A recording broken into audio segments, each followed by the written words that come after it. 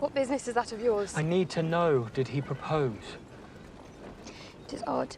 Benedict's love saga in Bridgerton has been eagerly awaited, but the show's not quite ready to roll out the red carpet for him yet. In the book lineup, Benedict's love story is like third in line at the buffet, but in Season 3, they decided to serve up Colin and Penelope instead. Now for Season 4, it's a toss-up. Who's going to be the belle of the ball? Benedict, Eloise, or Francesca? Eloise and Francesca seem to have already swiped right on potential love interests Philip Crane and Michaela Sterling. Meanwhile, Benedict's still waiting for his grand entrance. He's got this whole love story thing with Sophie Becket hanging in the balance, not to mention a rumored 2-year jump after Season 3 and the real estate gossip about his place, My Cottage. Also, Bridgerton Season 4 has already promised it will break the annoying trend that's frustrated me for 4 years. But first of all, let's discuss who Benedict ends up with in Bridgerton.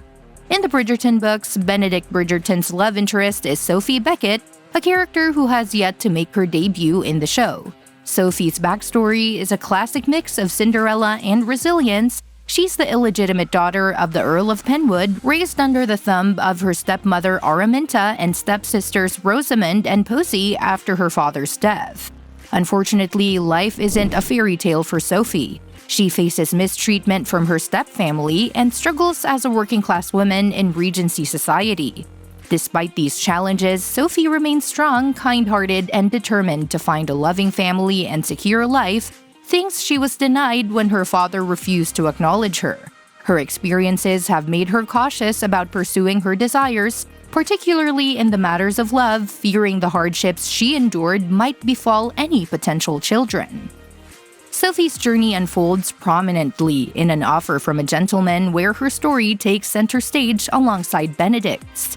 Her resilience and longing for a better life make her a compelling character whose arc promises plenty of emotional depth and growth. But why is Benedict and Sophie's romance so perfect? Benedict and Sophie's love story in Bridgerton is a delightful ups and downs of angst and romance like a Regency-era soap opera with better costumes and fewer dramatic pauses. Their tale begins at a masquerade ball where Sophie, disguised and on a quest for freedom, stumbles into Benedict's path like she's auditioning for the lead role in Cinderella the Remix.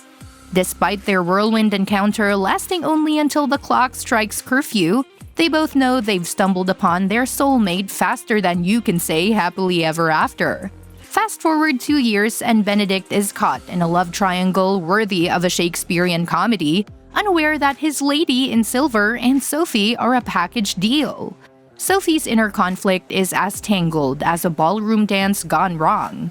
She dreams of joining the Bridgerton clan and living out her fairy tale, but society has other plans, trying to cast her as the other woman in Benedict's life drama. Their dialogues are straight out of a romance novel, think swoon-worthy declarations mixed with awkward fumbling for words that would make even Shakespeare proud. At the masquerade, she confessed, her voice doing a nervous tango. Even before I saw you, I sensed your vibe. Anticipation, magic. It was like the universe was shipping us before we even met. And when I finally turned and saw your dashing self, it was clear you were the reason I snuck into the ball. Their journey together, filled with witty banter and heart-fluttering moments, is the perfect blend of romance and existential crises that make Bridgerton binge-worthy. When Benedict and Sophie finally sort out their tangled web of emotions, you can bet it's a finale worth throwing confetti for. So, when it's good, then why will we have to wait for Benedict's story? Well, for Bridgerton to flawlessly bring Benedict and Sophie's romance to life, a few key elements need to be just right. Their story begins with a magical masquerade ball where they meet. This scene is crucial and needs to be a highlight of their romance. The 2-year time jump is also essential since it captures Benedict's desperate search for Sophie and his subsequent heartbreak. To do their love story justice, the masquerade ball should ideally be featured in Season 4, with Season 5 dedicated to their romance picking up 2 years later. This approach would allow viewers to fully experience Sophie's heartbreak and Benedict's despair, making their eventual reunion all the more impactful. Moreover, Benedict needs more screen time to develop his character before meeting Sophie. In Season 3, he explores his sexuality and struggles with commitment, indicating that he needs more time to understand himself. His journey of self-discovery, including his attraction to both men and women, and his hesitation to commit to Lady Tilly, suggests he isn't ready for Sophie just yet. Giving him another season to grow will not only prepare him for a deeper connection with Sophie, but also allow her character to be thoroughly developed. Benedict and Sophie's romance is one of the most beloved in the Bridgerton books, but it needs careful handling to capture its magic. Season 5 should be their time to shine, allowing both characters to grow and their story to unfold naturally. However, a brief conversation between Eloise and Benedict about Violet's masquerade ball at the end of Season 3, Episode 8, Into the Light, hints that their story might take center stage in Season 4. Regardless of the timeline, getting these elements right is crucial to make their love story an instant classic. Now let's talk about how Bridgerton Season 4 has already promised it will break the annoying trend that's frustrated me for 4 years. I love Bridgerton, but there's one recurring issue that has bugged me since the very first season. The writers at Bridgerton are romance experts, but they seem to struggle with keeping Bridgerton couples interesting once their main season is over. Take Daphne, for example. The eldest Bridgerton daughter became almost a background character in Season 2, popping up occasionally to offer sisterly advice but lacking a strong storyline.